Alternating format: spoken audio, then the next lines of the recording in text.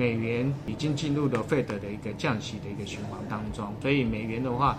遇强不易。10月以来的话那美国政府虽然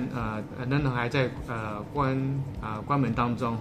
那不过美元的一个走势并没有受到利空的一个冲击那主要反映的话是国际局势的话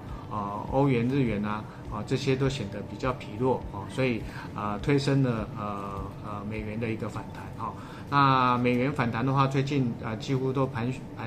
徊在98、99的附近做徘徊那显然来讲的话，就是说近期的话美金相对是有撑的那主要是跟国际金融局势尤其欧元、日元的话，相对比较疲弱，也有很大的关系那加上美中的话那个关系正在缓和当中所以使得大家市场上对于股汇行情相对比较有所期待的那相对的话也推升了近期的一个美元的一个反弹那不过美元的一个上涨的话，我们仍然还是认为是一个跌升反弹的行情并不是转为多头的行情那美元的话，美元指数即便是反弹的话要回弹上涨到100以上的机会也不太大那主要原因来讲的话，是因为美国费德已经启动降息那很快的本周的话会在进入所谓下半年的第2度的一个降息渴望会再降1码那12月中旬的话年底前的话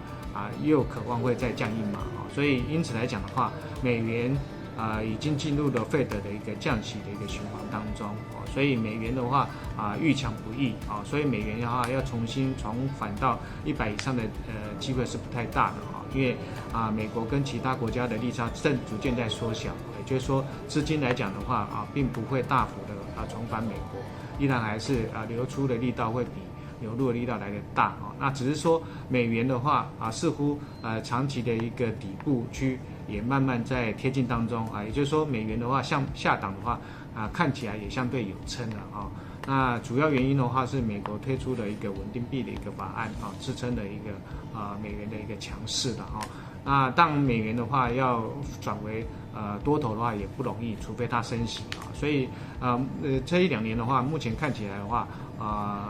费德都还是在所谓的一个降息循环当中，包括景气不是那么好，就业也明显衰落那 CPI 的话并没有明显又再度的飙涨到3.5以上所以显然来讲的话目前